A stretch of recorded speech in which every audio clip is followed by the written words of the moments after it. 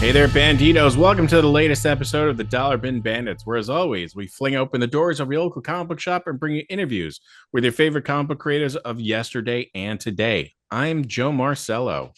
I'm Mike Farah. And today we have an interview double shot for you. We're talking about Zero Hour, the 30th anniversary, and a little bit of Emerald Twilight mixed in there because they run pretty close together and you can't have one without the other. And quite honestly, they are two of my favorite storylines, my go-tos, the ones I always fall back on when I need something to read. And as a result, we're talking to none other than Dan Jurgens and Ron Marz, both returning guests, both guys who actually want to talk to us again.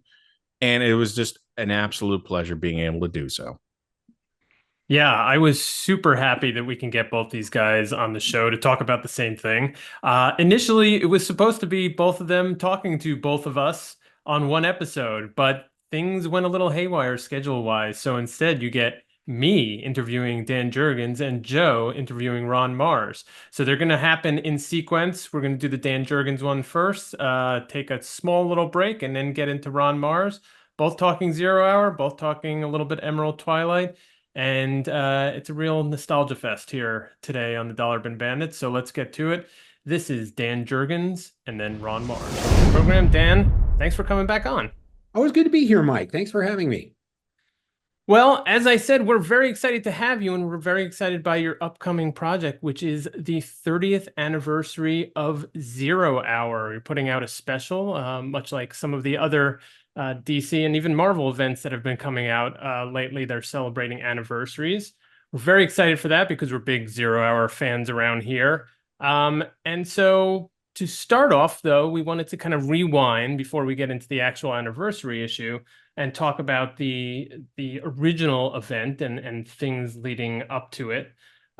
So can you tell me a little bit about how Zero Hour came together, specifically in sort of the wake of what Ron Marz, your co-writer on this anniversary edition, was doing in Green Lantern and the Emerald Twilight storyline? Yeah, and I think one of the things that's somewhat important to note here is that as we first started to talk about Zero Hour, I don't think the Green Lantern stuff had really even started that strongly yet. But because we were way out in front of that, we were kind of in this mode of just starting to pull things together. What would we do? How would it go? And it basically started this way. And that is that, of course, it's important to note, if we go back to that time, DC did not have a multiverse. It had a universe, one single universe and one single timeline. And we were starting to see various DC heroes age rather substantially. So, for example, we were actually seeing Oliver Queen celebrate his birthdays in his book with the ages listed. So it's happy 44th birthday, Ollie, happy 45th. We saw Hal Jordan start to get a little gray at the temples, and it was becoming quite apparent that that generation of heroes was kind of getting to the ages that the Justice Society had been when they first appeared in the DCU. By extension, that meant the Justice Society members were all getting to be well into their 70s. If we go back and say, well, they were 25 when they were fighting World War II, and you then start to extrapolate everything and put it in sequence, everybody was aging. And I think the conflict was we weren't necessarily seeing that with Batman. We weren't seeing that with Superman. So for lack of a better term, some of the Silver Age heroes were aging, some were not.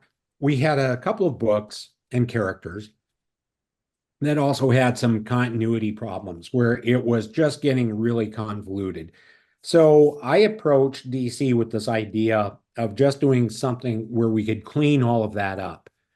At the same time, they had also had an editor on staff named Casey Carlson, who had also been pointing out some of that stuff. So DC said, why don't you guys get together and come to us with a more defined project. And that's really where Zero Hour started. And this idea that we would need Crisis in Time to kind of fix some of these things, and at the same time, allow us to launch new books, relaunch the line itself with a lot of zero issues that would explain who the characters are, what they were doing, why they're doing it, which is stunningly similar to what they're now doing with DC All In. I think, like to say, yeah, they were inspired by this, because otherwise I don't see how they couldn't have been. And then, also allow creators that if there are continuity issues, this is your chance if you want to clean things up to do it. So books like The Legion of Superheroes, which really did get a whole new launch out of this, were able to do that. Hawkman was able to do that. And again, that's really where all of this started. Yeah. And it seems like there was this sort of structural impetus behind this event, right? So cleaning up continuity, as you said, in sort of maybe a spiritual sequel, although in the temporal version versus the spatial version of Crisis on Infinite Earths.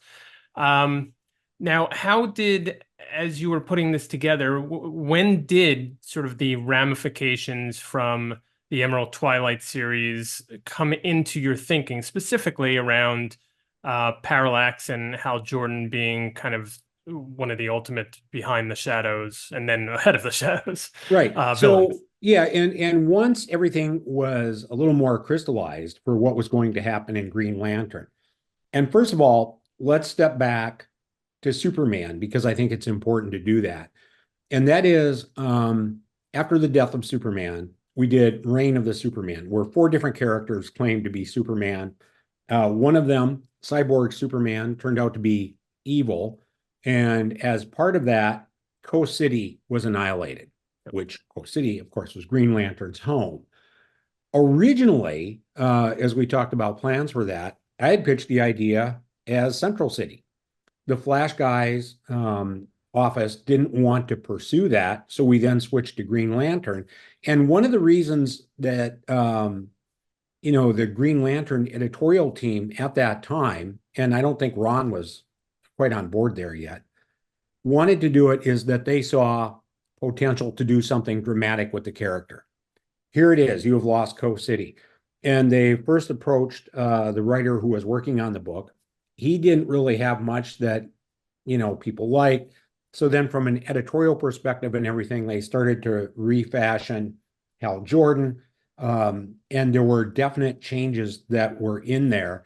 And somewhere along that entire timeline, when they said, yeah, maybe Green Lantern walks out of that and is evil, I started to say, well, is there a place where he fits in to Zero Hour?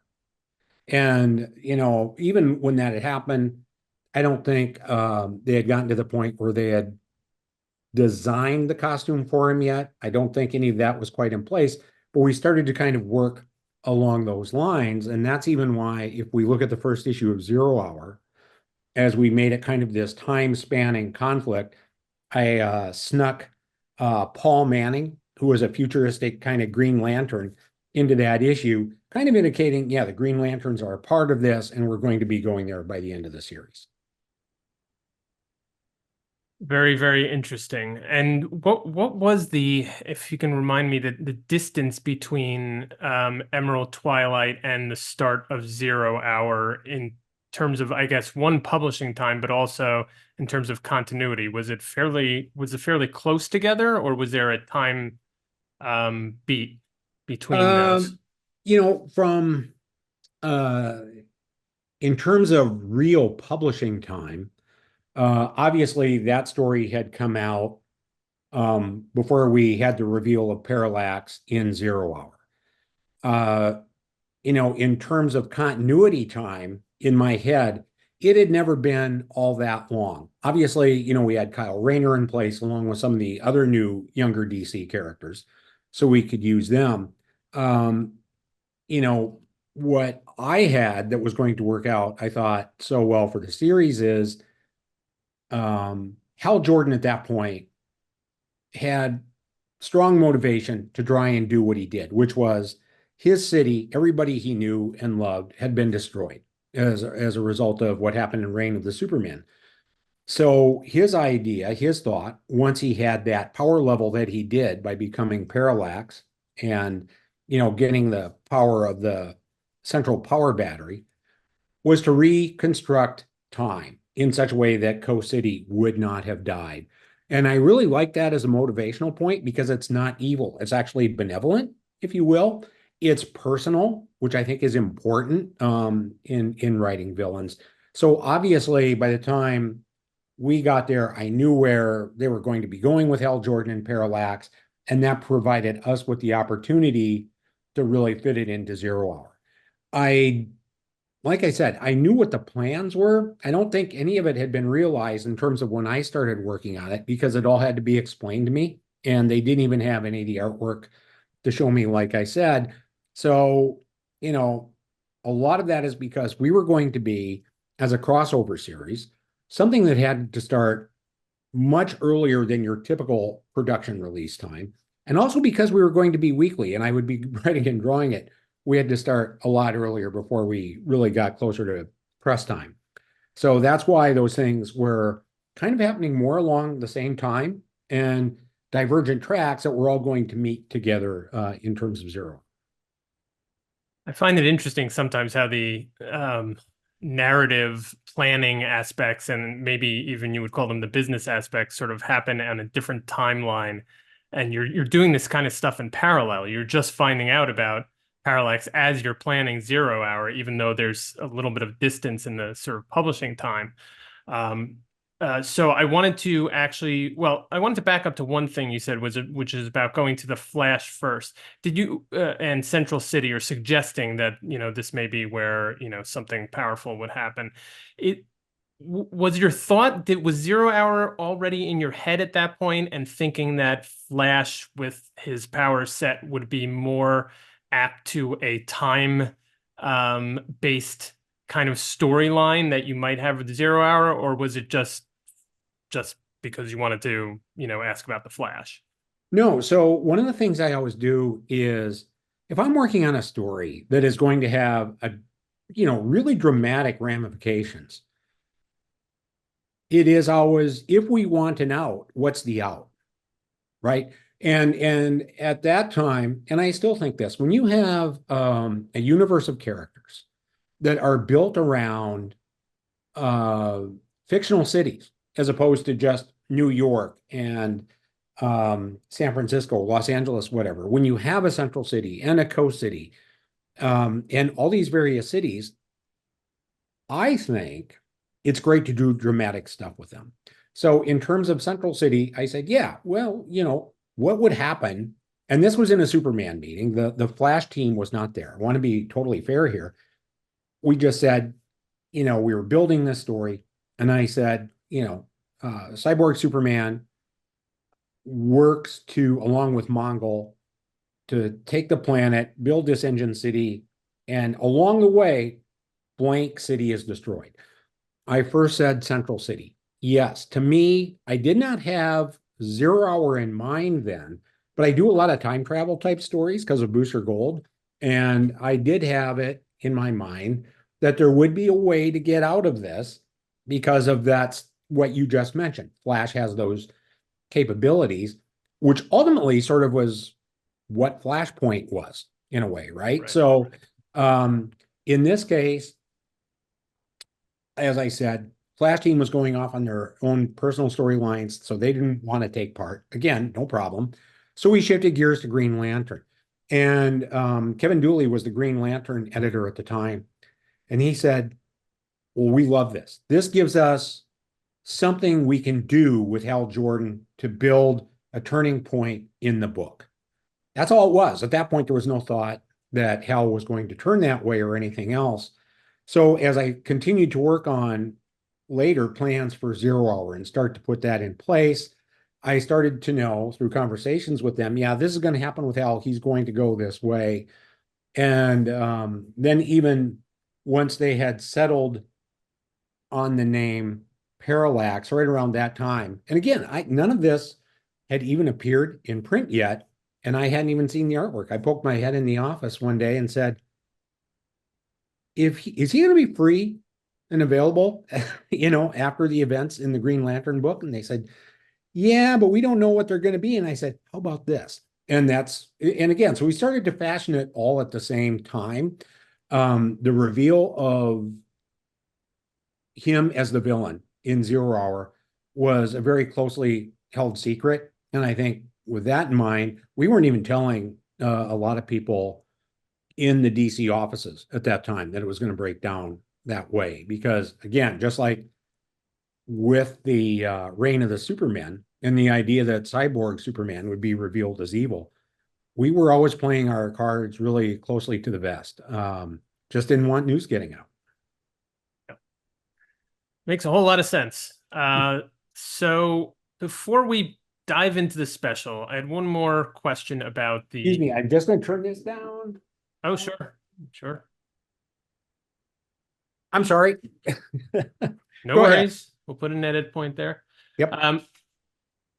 So before we dive into some questions about the special, which we'd love to get into, I had one more question about the original event. And we had talked a little bit already about how it was maybe a spiritual sequel, cousin to Crisis on Infinite Earths. And, there's a lot of continuity cleanup that had to occur. Was when writing a narrative and putting together, you want it to be obviously as compelling a story as possible. Is that kind of structural, I don't know, I guess, pieces that you have to put together an impediment? Is it a burden when trying to put together a just cohesive narrative story that you have to also do this, that, and the other to make things make sense? Yes. Because the reality is, whenever you're dealing with an entire universe of characters, you can't just sit down and say, this is what I want, so therefore it's going to be. And in a case like Zero Hour, I generally worked with the other creators directly. When I say the other creators, I mean writers of their own books and their artists, or their editorial teams, to say, what do you want out of this? Where do you want this particular character to go? So with a case like Hawkman, for example, I knew that, there were issues they wanted to clean up. Of course, I had ideas about what they might do, but instead it was up to them to come up with the solution as far as what they wanted to use with regards to Hawkman, at which point I'd say, I'll do what I can to support that. I'll fit it into the book and try and give you guys a helping hand. Same thing with the Legion, that they were going to come out of it with sort of an adjusted and redefined continuity and new direction and everything. So I would do what I could to support that and, contribute to their launch. So in those cases, it's not so much as what I wanted. It was more me, a case of me trying to explain to them what their opportunity was, how they could use this to benefit their book and move forward from there. That's their call. They get to do that. And so, yes, at that point, in terms of just a strict writing exercise, it's difficult to use that many characters, fit in those necessary bits of expository writing, along with some sense of drama and character development with the characters that we do have. Yeah, it seems like quite the juggling act to make that all work, but I think it really did. And art, of course, was no small part of that. And I also enjoyed the sort of the countdown, which I'm not sure if we've seen too many times since then, but was really great. And also the sort of the white, the design, basically, the design aesthetic of it. Sure. And I got to say, the countdown idea was not mine. When we first started talking about this, we talked about maybe we call it Crisis in Time. I was a little like, on that, just because crisis, it's great to use the term crisis because it means a lot within the context of DC history. At the same time, we did want to separate ourselves a little bit from Crisis on Infinite Earths because that was so spectacular. It's like, let it be its own thing. So yes, ultimately for us, we became Zero Hour, Crisis in Time. And I believe it was a combination of marketing and editorial that came up with the idea of, hey, what if we launch with issue, 4 and count backwards to a 0 issue? Which I thought, wow, okay, yeah, I like that. There's a kind of a reverse thing going on there. So yeah, that worked out very, very well. Very cool. All right, so turning now to the 30th anniversary special. How did that come about? Was that something that DC came to you to talk about? So 2 years ago, I had said to DC, you guys do know it's the 30th anniversary of the death of Superman, right? Kind of got the, oh, it is kind of reaction. And so I said, well, maybe we should do something with that. And that became the Death of Superman 30th anniversary special, which then obviously set us up for the Return of Superman 30th anniversary special that we did last year. But even when we got done working with that, I had said something to them about, well, next year it's 0 Hour's 30th. And we didn't really dig into it deeply until about a year ago, maybe just a little less. Ron approached me and he said, next year is the 30th anniversary of Kyle's appearance and Emerald Twilight, and you did this stuff, and how did that happen? And I said, well, it's funny you should bring that up. And so what we first talked about is perhaps a 2-part project where there's a 30th anniversary, Kyle Rayner Green Lantern type issue, followed up with a 0 Hour issue. Ultimately, that all got put into one book that we ended up co-writing. But basically, it just started out with Ron and me talking, and then I took the idea to DC, and they said, sure, let's do it. I would do the same thing if I were DC. It's kind of a no-brainer.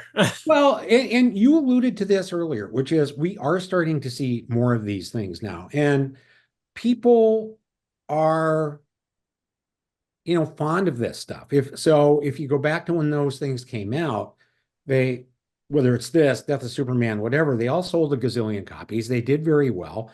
And there are fans out there who love this idea of getting in touch with it again and reliving some of that. And for newer readers, they kind of know the past in some cases, and this gives them a chance to check it out with a little bit of a new viewpoint brought to it. Yeah. I'm very excited about it. And I think also, like you said, new readers can jump on board because you're putting a line in the sand that this was an important event. This is an important celebration, and you guys should, get out and read it and kind of go back and look at all of the everything that led up to it. Sure. I'd love to know about, because I'm always interested in this, the co-writing experience. You're, I'm sure, mostly solo when you're doing your own work. And in fact, as a writer-artist, you're often writing for yourself. What is the experience like co-writing a project with somebody? And how does that work sort of logistically? Well, first of all, Ron and I have been friends for a long time. And we have worked together on various things before, not necessarily as co-writers, but we've also had many discussions over the years about what makes a good story, what makes a good comic. And because of that, we know we tend to think alike. One of the things we came up with for this is, so how do we tell this story? Who is the focal point of the story? Whose eyes do we see this through? And we decided it was going to be Kyle, which was only logical. So what we kind of did is I first started to put together a lot of the structural plot kind of thing with input from Ron. He started to focus a little more on how Kyle would act with what we're doing and what his motivation was. So we kind of worked along those lines. And then through that back and forth, that's how we put it together. I think the other part of that is we both have done a number of projects in our careers where we have worked with others. We're both good team players, that kind of thing. We know how to play in a sandbox that is shared by others. And so it really was very easy to put this together and have it make sense. There was never any problem or any kind of a strain or anything like that at all. Way back when I was doing Superman, it was kind of a team writing exercise. Even when I did it more recently, coming out of Rebirth, it was me on action and Peter Tomasi and Pat Gleason, for example, on Superman, and we were working together. It's part of what you have to do to make, I think, a superhero universe work. So it's something Ron and I are both accustomed to. It doesn't necessarily break down in terms of one person doing the plot, another person doing the dialogue.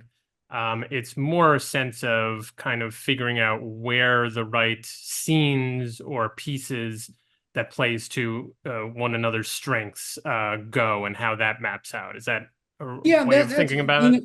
I would say that's pretty close to it indeed. So, for example, just through a couple of discussions and trading emails with Ron, I put together like a very, very loose structural framework for what the book would be. And that's enough to then get DC to say, yeah, let's do it. Then after that, based on that framework, I wrote some of the plot, Ron wrote some of the plot. Coming out of that, and we work Marvel style, so the artists were all drawing from plots. I dialogue some of it, Ron dialogue some of it. So it was very much crossing over that way. And then as the art starts to come in and the lettering starts to come in, we're both making edits and script changes on each other's work as well. And there's not a problem with that. It's, again, we're all just trying to build a better book and one that is entertaining and makes a lot of sense when it comes out. Absolutely. So let's turn to art a little bit. I imagine it wasn't hard convincing yourself to come back for the art routines. No. But you also brought back, some of the original artists like Darryl Banks from Green Lantern, Jerry Ordway from some of the Superman titles. I think Kelly Jones as well. Were you the one reaching out to them? Were they all on board immediately? What was that process like? Well, you always start this way. And so it would have been Ron, me, and our editor, Brittany Holzer. We just put together our list of, who would we like to draw this if they're free, available, and interested. So you come up with your list and then you start to go for it based on that. Through all of this, because we wanted some of this to feel like it was taking place in the world of Zero Hour at that time, we were kind of focusing on a particular sensibility and a look. Well, as the first guy to draw Kyle Rayner, of course, we have to get Darryl, right? So Darryl Banks, yes, obviously he's going to jump on. With Jerry Ordway, he was the anchor on Zero Hour the first time out. And I knew we wanted to have him on board somehow. And it's like, Jerry, do you want to just anchor? Do you want to just draw and ink your own segment? So he fits in that way. If you start to talk a little bit about the idea of having a sequence in Gotham City that evokes the world of Batman at that time, who other than Kelly Jones? I mean, so in a lot of ways, it became very easy to fit these people in. It wasn't that long after that Howard Porter was doing the Justice League book. So Howard became a very good fit for this, as did Tom Grummett. And it's just one of those fun things that we are able to do and get people from that era involved so we can see them draw these characters again that they excelled at doing previously. It's a lot of fun to see that. And yeah, how did that feel after now 30 years? I mean, you've obviously continued to write and draw some of these characters in different permutations, but sort of going back to these characters and situations, I guess, which would be a little bit more time specific. After 30 years, I mean, it is not the distant past, but it is the past. And I don't know what your memories are of working on the original compared to now revisiting them. What was that like? So that's actually a really good question because these things do occur to you. So as I was drawing it, for example, I don't think I had really drawn Kyle Rayner that much, and certainly Parallax, since I did that entire project. So all of a sudden, as I found myself drawing Kyle again, it was kind of like, oh yeah, this is how that mask kind of fits on the head, and how, because it almost looks like a mask that exists on two pieces, where there's one that comes down and overlaps another segment of it. Oh yeah, so this is how it looks. Oh yeah, it's kind of fun. And I always liked that costume design. And that was the exact same thing with Parallax, where we did put him on the cover, and the ability to draw that again, because yes, it's a slightly different haircut for Hal Jordan. It's a slightly different mask than what he was wearing earlier. And it was just fun to revisit that. And there was an awful lot of fun stuff that I think that came out of that we could use again, or as we are doing in this case, add some new things to it that I think people will enjoy seeing. So it's this mix of old, which is fun to draw again, and new that I think people will enjoy. Was there anything before you even started the project, well, it was just sort of gestating in your mind, that you were looking forward to revisiting particularly? I know you sort of discovered again, I think, redrawing obviously Kyle and Parallax, but even before that, you're like, oh, I really want to sink my teeth back into X, Y, and Z. Well, think of it this way, and that is that when Close Encounters of the First Kind, or Third Kind, first came out, we never got to see Richard Dreyfuss's character go on board the alien ship. Everyone said, wow, if only we had seen the ship, right? And ultimately, they shot that. We got to see the end of the ship. With Zero Hour, anytime you're involved in a project like that, and you have someone saying, this is what I have in mind for a new world. This is going to be paradise. Coast City will exist again. Here's what it'll be.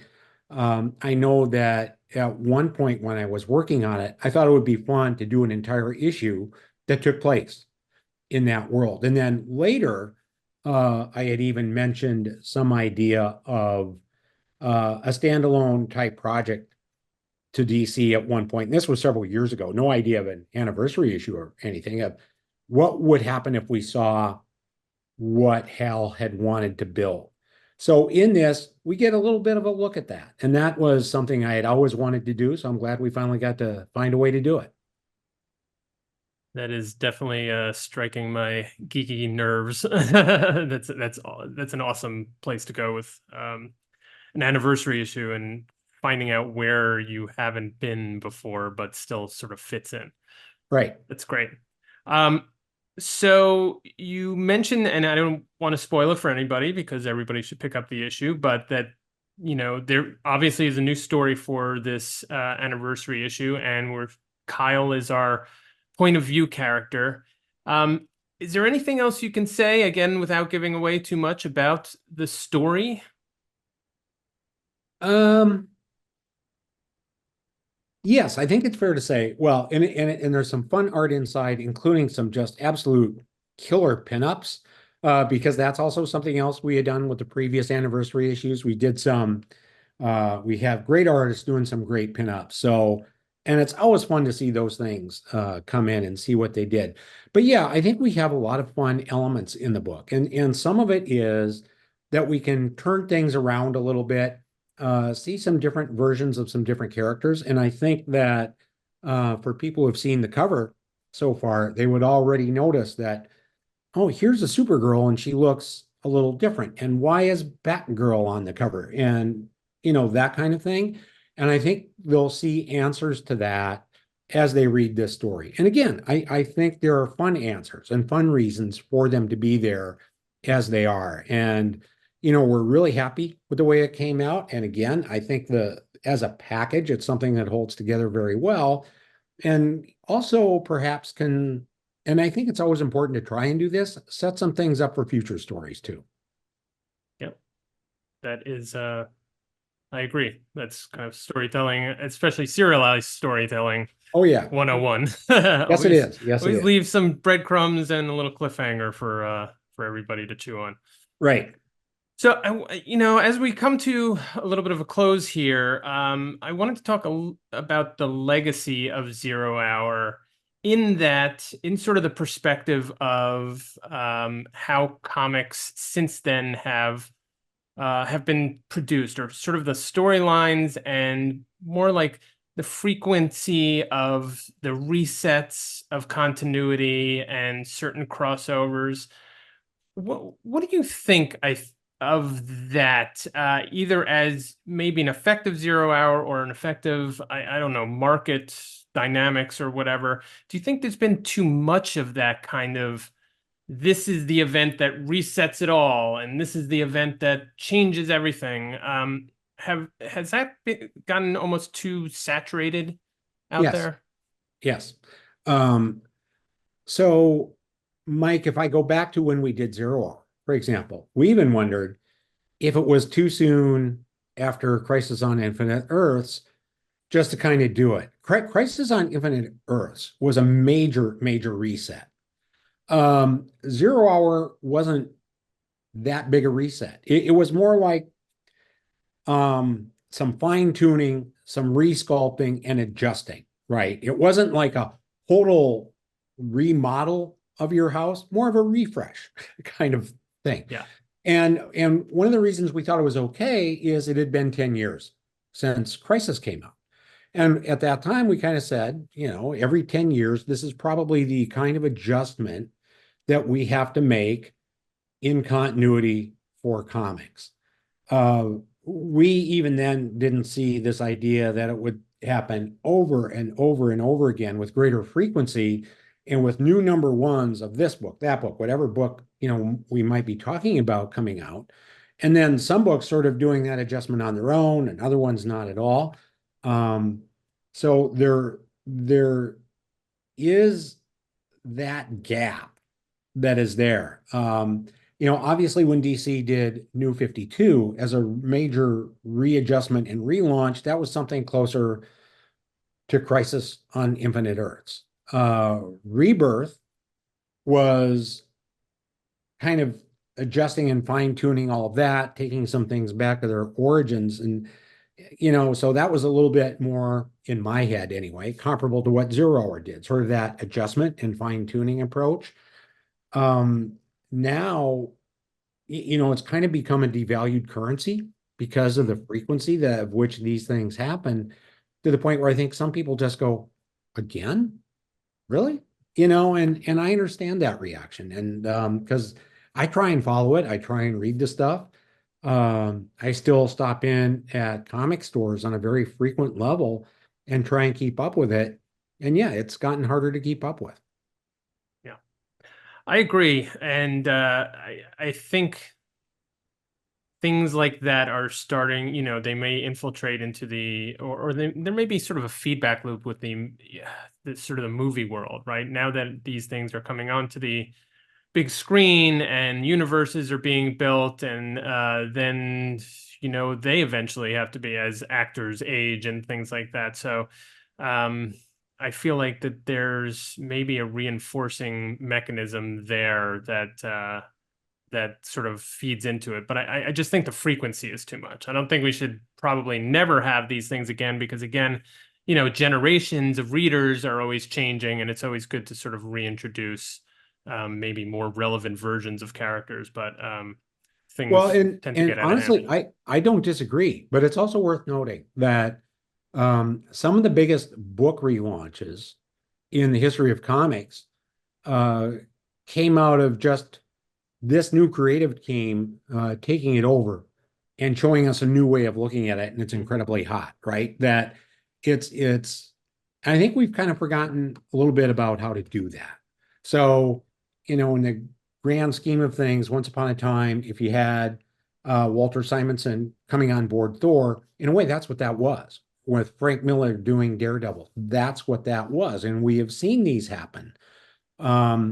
Where, yeah, you might do a new number one, but it's not necessarily a whole new universal relaunch.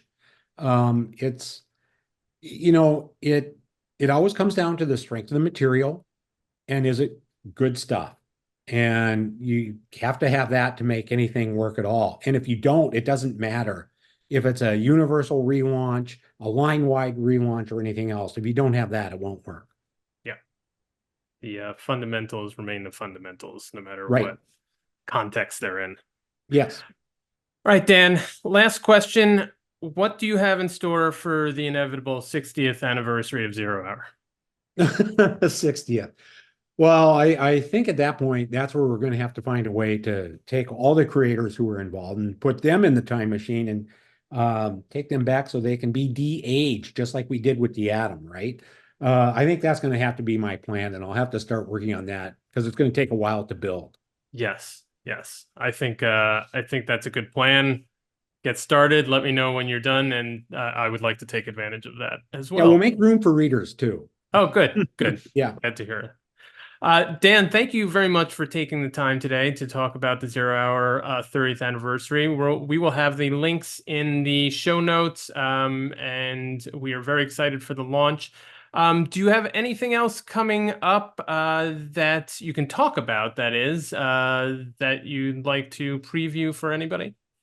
Let's see. What else do I have that I can talk about is the tough one. I just got done writing and drawing a nice little black and white Spider-Man story. They have a new book out called Spider-Man, Black Suit, and I think Blood is the title of the book. And I just got done with a story that Brett Breeding inked that turned out, very nice. Because I had never in all these years ever gotten to draw anything with Spider-Man in the black suit. So when Marvel said they were doing this, I said, aha. Here's my chance to do the black suit. And that was fun to be able to do. So that'll be the next thing out, probably right around the same time that the 0 Hour special comes out, by either a week or two. And we are back. So I love Dan. I love Dan's work. I love his art. Doesn't matter what it is, really. I mean, I fell in love with his work during Death of Superman. But he does an amazing job regardless. Loved hearing about, his involvement in this storyline or these storylines and, everything that went into it from his point of view. It was great. And Mike did a great job. Thank you very much, Joe. I really had a great time talking to Dan. He is very insightful, very thoughtful about his work in the past on 0 Hour, and in fact, how this project came together for the 30th anniversary.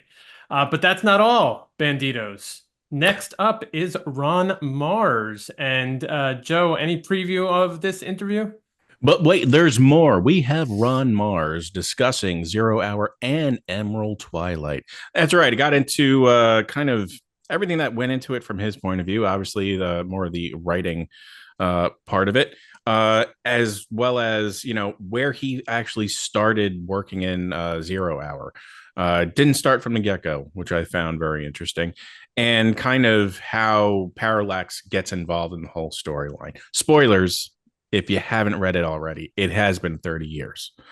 But yeah, Parallax is the big bad. And, we also get into all the artists that were involved. There's so many that went into this that, yes, we're talking about talking to Dan Jurgens, but look, there's so many others. Daryl Banks, Paul Pelletier, just to name a couple.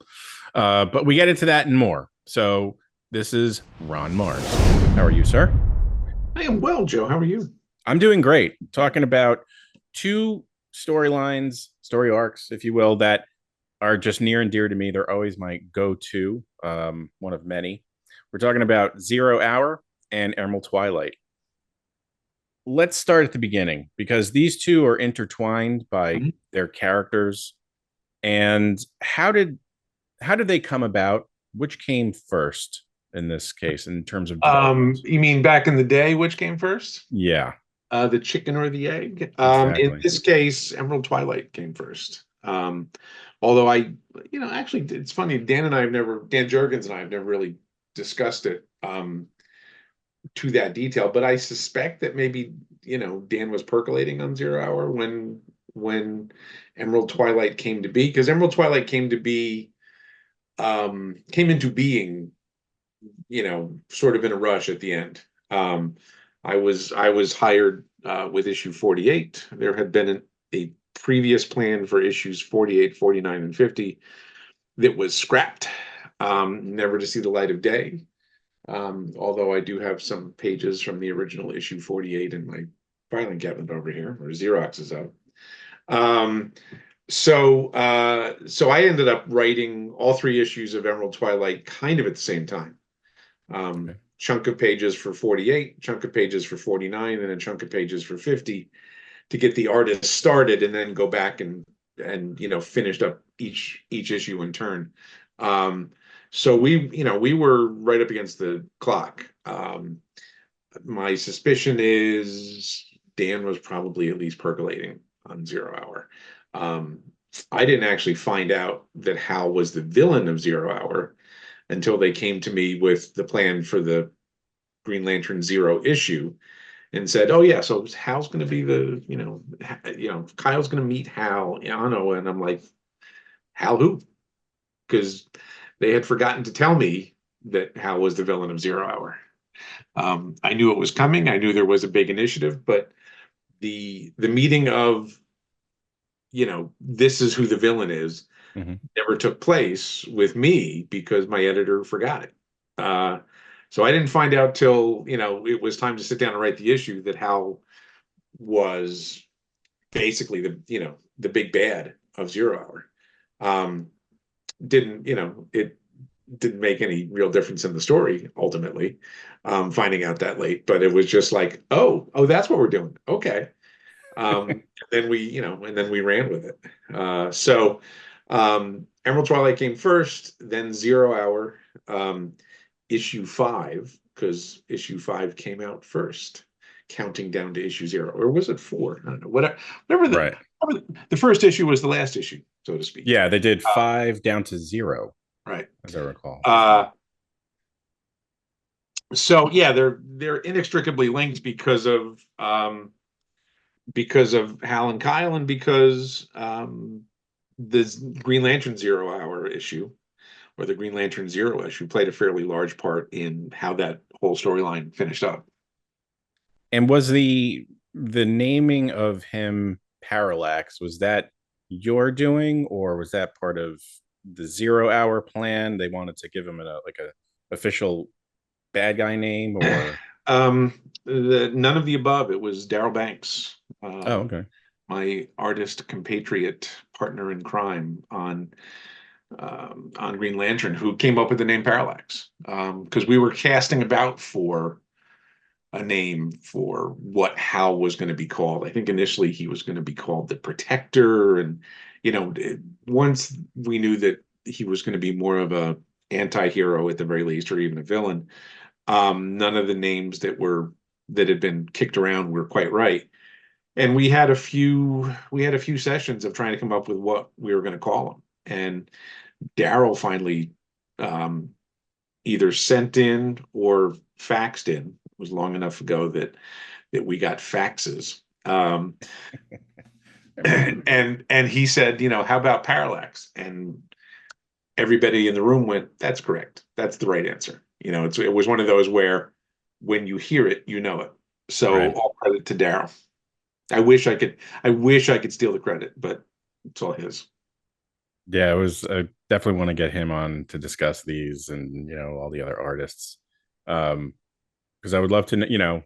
Everyone has their input into it, whether it's just writing art, artistry, what have you. But everyone throws their own 2 cents in, just like that. I know there's tons of nuggets of that information. Well, ideally, this should not be an assembly line process. This should be a collaborative process where we're all sort of working off each other and riffing off of what the other creators in the group are doing. It's, to me, I always liken it to like a jazz quintet. Everybody does something different, but you're all doing the same thing. That's, to me, when this whole thing works best, is when everybody's doing their own thing, but they're influencing what everybody else is doing.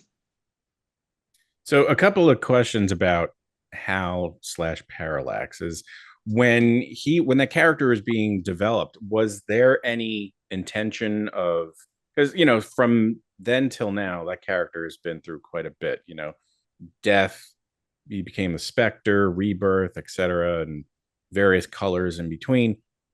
Was there any intention of him becoming, or any type of retribution for his character, or was the goal to ultimately have him become a villain and then possibly die? He was, as far as I was concerned, and we didn't talk, we didn't discuss possibilities. It was just like, okay, here's, Hal is Parallax now. And my take on his character was that he was very much not a villain, but more of an anti-hero protagonist. He was to me very much in the mold of Magneto or even Doctor Doom, in that he is completely convinced of the righteousness of what he's doing. It's everybody else who's wrong. Um, and and I felt like that sort of villain was somebody who was missing from the DCU at the time, with the exception of Darkseid. I never really saw Hal as a villain per se, but mostly as an antagonist for people who did not share the same viewpoint that he had. Thus Parallax, right? He saw the same things in a completely different way than most of the other heroes did. As far as I was concerned, Hal was going to be Parallax. That was his final fate, and we would have him out there sort of as this cosmic level villain slash antagonist that could come in and be uh, be an opposing force to the heroes when he arrived. But I kind of felt like the less we saw him, the better it would be. Parallax was very much, to my mind, kind of like the Joker. Like the more you saw him, the kind of less effective he became. Mm-hmm. So I wanted to keep him off screen as much as possible. I didn't want there to be a Parallax ongoing series where Hal explored outer space or whatever. To me, that sort of undercut what we did with the character.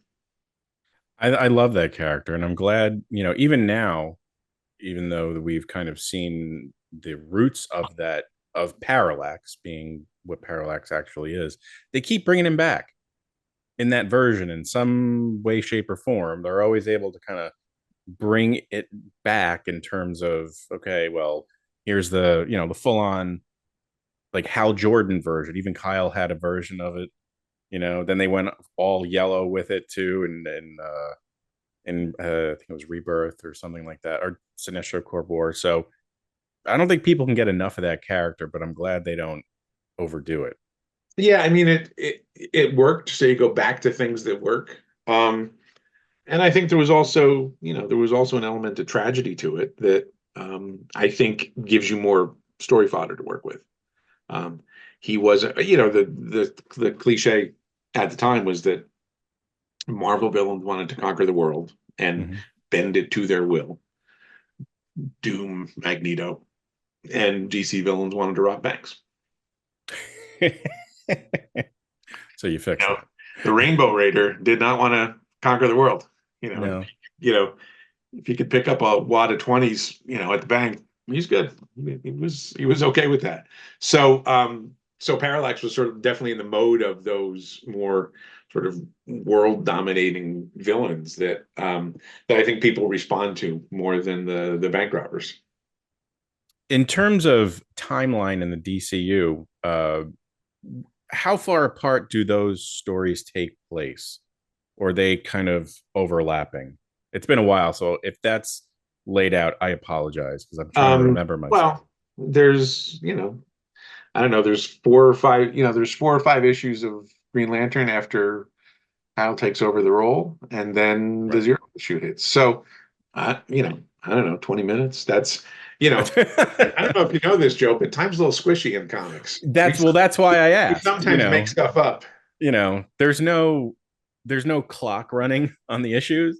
Like it would be great if we actually had like a timeline. Well, 10 minutes dude, after. I did that once. I told I did the Velocity miniseries for Top Cow in an hour, and there was a countdown clock on every page. And let me tell you, that was a pain in the ass. That was one of those ideas that was really good, and then you actually have to execute and go, why did I do this to myself? So it's a lot. you'll notice that time's very squishy in comics, and that's on purpose. Oh yeah, We I don't mean, we of don't course. we don't want to be we don't want to have to put the lie to anything. No, of course. I mean, heroes fighting villains every single day. After a while, it must be like, Jesus Christ, I need a break. It's Groundhog Day, man. Yeah, that's more appropriate. That's the best way of describing it.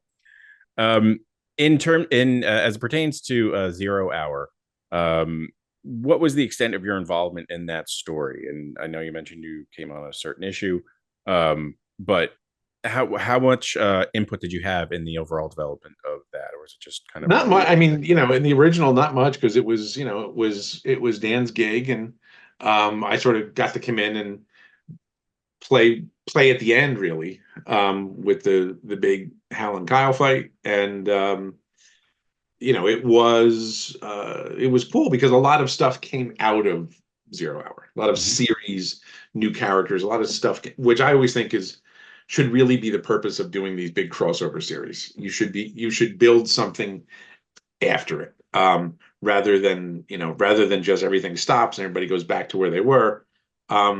This crossover should change things, should add something to the universe. And 0 Hour very much did that. Not every series that came out of it was a home run, and not all of them lasted. But we did get Starman launched out of 0 Hour, which to me was, one of, if not the best monthly in the 90s. So yeah, it certainly paid its dividends. And it was, as I recall, described as the kind of a ripple effect as a result of Crisis on Infinite Earths. And it kind of tied up any loose ends that may have lingered from Crisis on Infinite Earths. Do you think that really was that the goal, for one? And do you think it accomplished that? I don't know, and I don't care. Fair enough. Moving on. It's well, look, these things are, yes, we're going to tie up the loose ends and cross the T's and dot the I's in continuity until 5 years from now when we do it all over again. Right. It's the cyclical nature of comics, and you have to be okay with that. You have to just be like, all right, whatever, because comics are, to a certain extent, like the weather in Scotland. If you don't like what's going on right now, wait 2 hours, it's going to change. And for comics, maybe not 2 hours, but a couple of years, and we'll have the paradigm will be different. The nature of comics is the illusion of change. Comics don't change for the most part. Superhero comics are almost exclusively middle. There's a beginning, and then there's middle, and then there's no end. Right. So the gag is we have to sell the illusion of change, even though, look, Clark Kent's always going to be Superman and Bruce Wayne's always going to be Batman. The illusion of change within those parameters is what we do in the monthly books. That makes complete sense. I mean, things are always changing. There's always a crisis, at least nowadays. There's always some big event that kind of resets everything. Back then, though, not so much. So that's why I was. Do you think there was the intention of 0 Hour to be as big as Crisis was? Well, I think the intention of every crossover is to be as big as Crisis was, right? Or as big, at least nowadays, as big as Infinity Gauntlet was. Right. And that sort of speaks to more of a sales perspective than, let's do a book that everybody reads and we sell a lot of copies of it. That's sort of the publisher's job, is to publish books that people buy. That publishers are in the business of making money. If they're not in the business of making money, they're pretty soon out of the business, period. So I think we have evolved as a comic culture into, all the important stories have to be big crossovers rather than in the individual series. Whether that's good or bad is a separate discussion, I think. But the crossover, the universe-wide storytelling unit has sort of replaced the monthly book as the core competency storytelling piece. there's pluses and minuses to that. But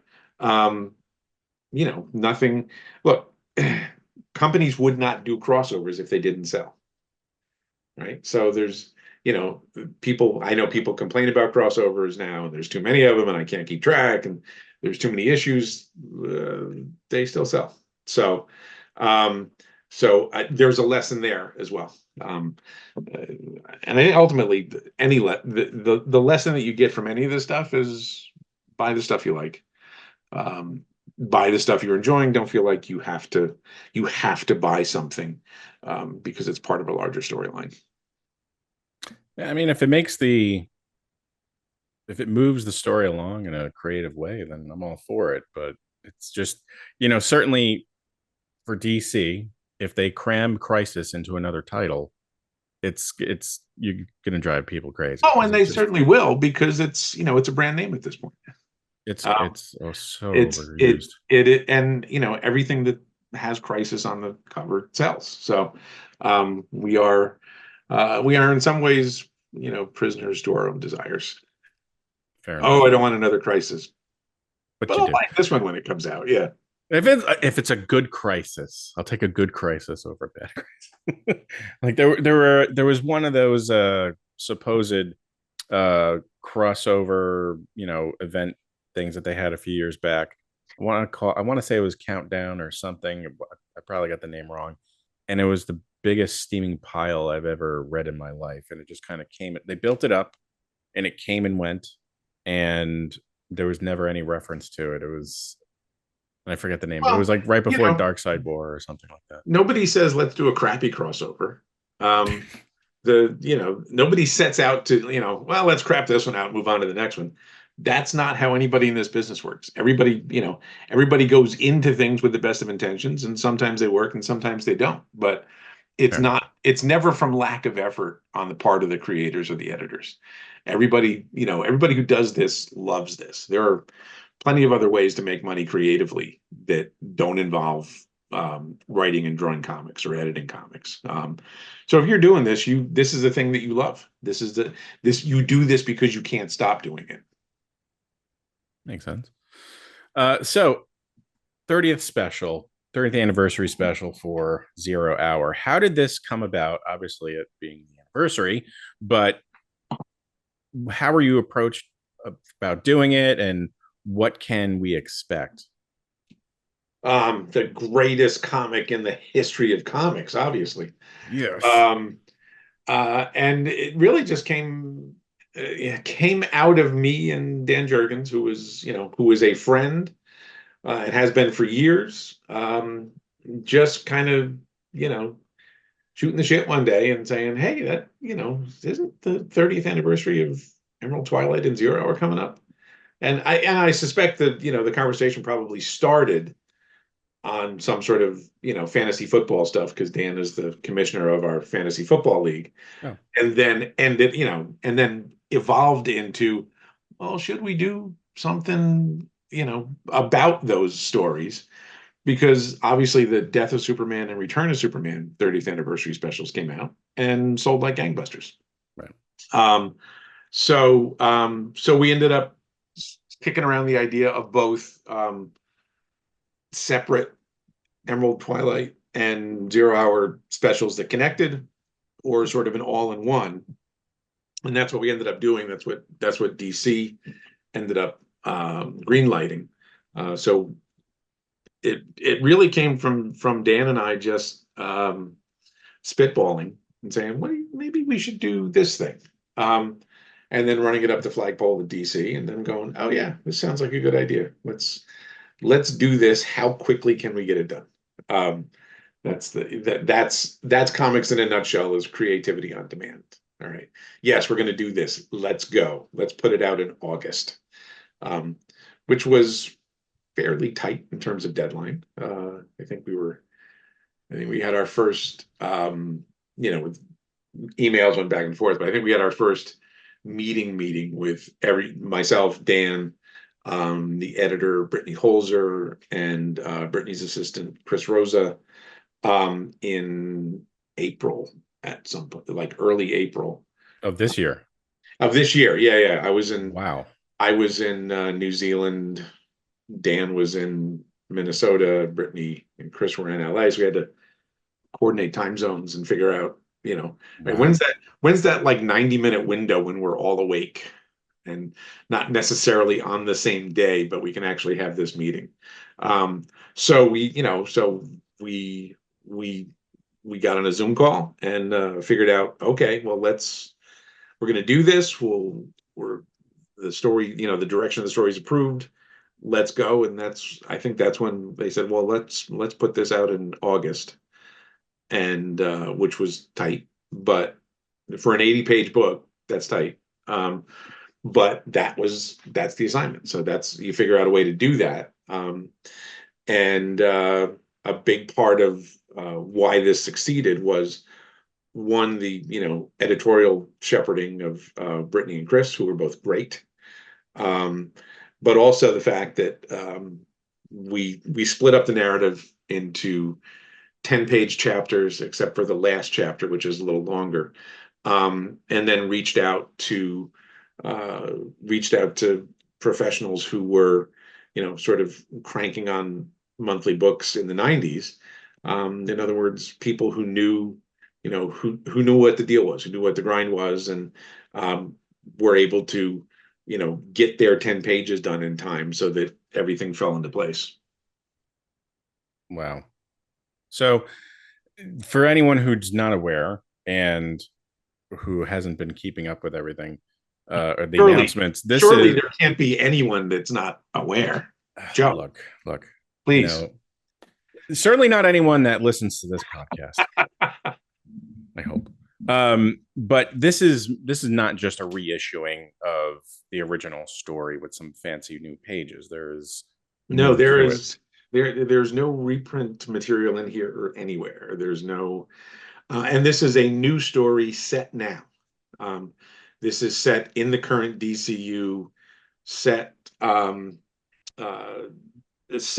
when Kyle is kind of exiled from Earth, as he is in the current Green Lantern book. I wrote a Kyle story a few months ago that deals with him being out there. So this is essentially in that same time period.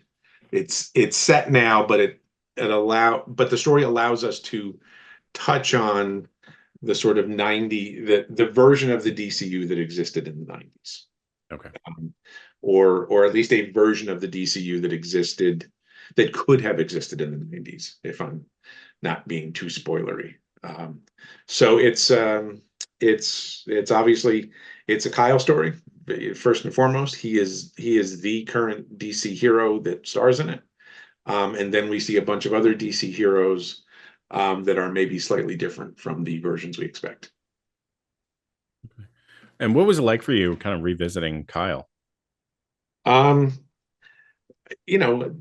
any different than any other time I've revisited, frankly. It's fun. It's like putting on a comfy hoodie. It's very easy for me to slip back into that voice and that story because I did it for 7 years initially and have come back a few times to try it out again. So yeah, it's a ball. He is, I'm not saying he's my alter ego, but he is a very familiar, comfortable character to write. And he's somebody that I believe, somebody will tell me if I'm wrong. I believe I can find that voice fairly easily. Yeah, that's why I asked, because, there have certainly been some changes in DC for the Green Lanterns for the past, several years. And,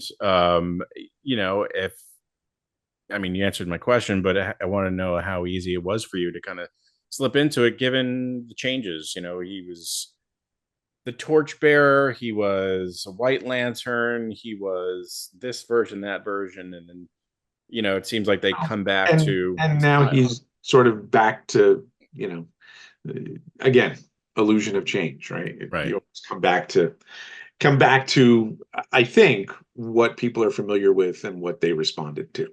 And for mine, come back to what I prefer to write anyway. So yeah, it's Kyle in his costume, being in his original costume, being himself, and approaching this story with obviously a few more years of experience under his belt than when he initially took on the ring. But the personality is the same. The person is the same. So yeah, hopefully I'm a better writer too. I've hopefully learned a few more tricks since then, or at least gained a little bit more experience. So it's a question of both for me as a writer, I assume for everybody else as an artist, and for Kyle as a character, is you're the same person, but you're bringing to bear more experience, and hopefully you're better able to do the job in front of you. I'm looking forward to it. I really am. It was a lot. I gotta tell you, I mean, the no bullshit answer is this was just a lot of fun to work on. Because Dan and I got to um touch on a lot of directions that are sort of could have beens in the DCU, and do so with a bunch of artists that are just still at the top of their game. The art list is, I believe this is in order in the book. Darryl Banks draws the first chapter. Then Kelly Jones does a chapter that you might surmise has something to do with Batman. Tom Grummett does the third chapter, and that's more of a Superman-oriented chapter, as you would expect.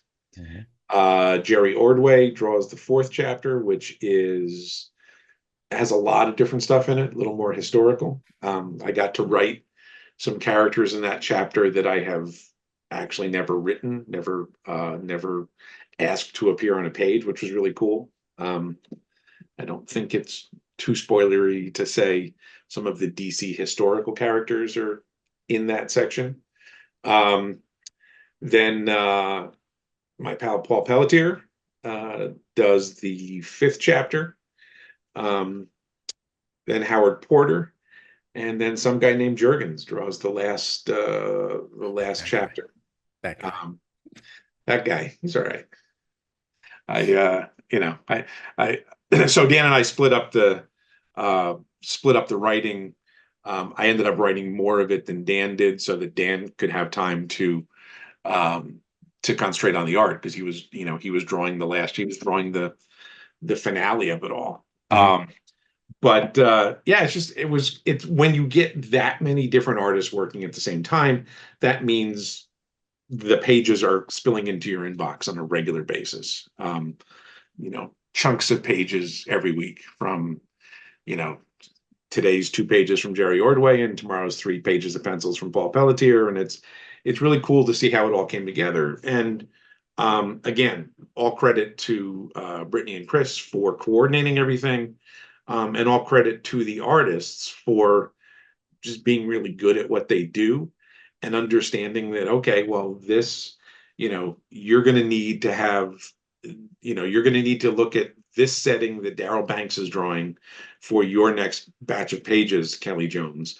So skip over that page for now and go to another one until Darryl gets that page done, and you can reference the location from, it's that sort of stuff. Which is not easy. It's frankly kind of a pain in the ass, because everybody's referencing from each other. But the list of artists I just mentioned are, those are the guys. They're they are really good at what they do.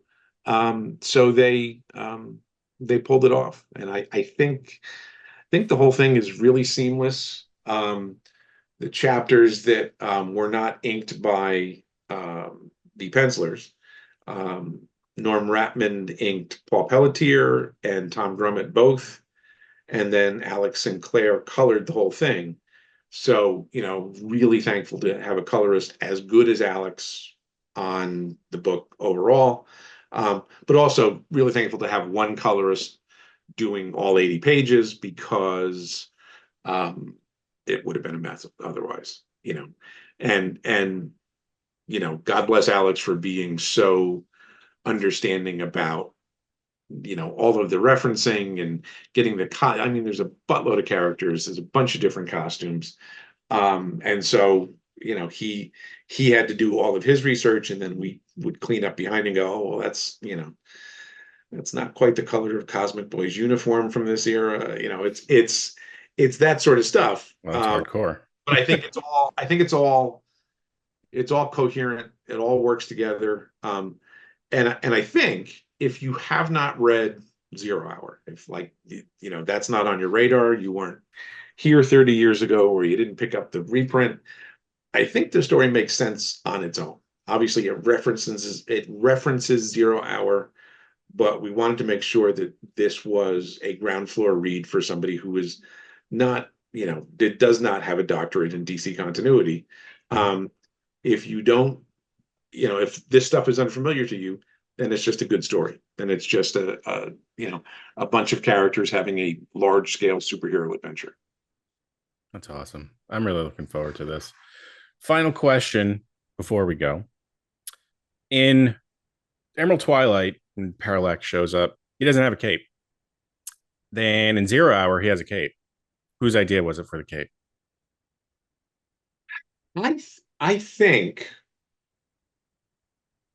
we either added the cape. I'm pretty sure it was Daryl's idea for the cape, because I believe it was his design that's on the cape. So I think he might have just forgot to draw the cape. I mean, I know mistakes never happen in comics, right? But it's possible that we either hadn't decided on the cape, or it was just there wasn't enough time to draw it and it went out like that. Sure. But I believe he was always intended to have a cape because it just looks cool. It does, but it does look. It even still looks cool without it too. So the armor, all of that very sort of designy stuff, which Daryl designed, and then had to draw over and over again, which was making the costume that detailed was maybe not the brightest decision he ever made. Well, just put a cape, covers all that stuff up. There you go. Yeah, that's why Batman's costume was great. You just wrap him up and black him out. There you go. Well, Ron, this is awesome. I'm really looking forward to this. Can we expect a 30th of Emerald Twilight in some form? Well, this is really it. I mean, it very much encapsulates the two. It very much is Emerald Twilight is the springboard that starts this story. Okay. I think it says 0 hour on the cover just because putting Emerald Twilight 0 hour 30th anniversary special is kind of big of a logo to put on there.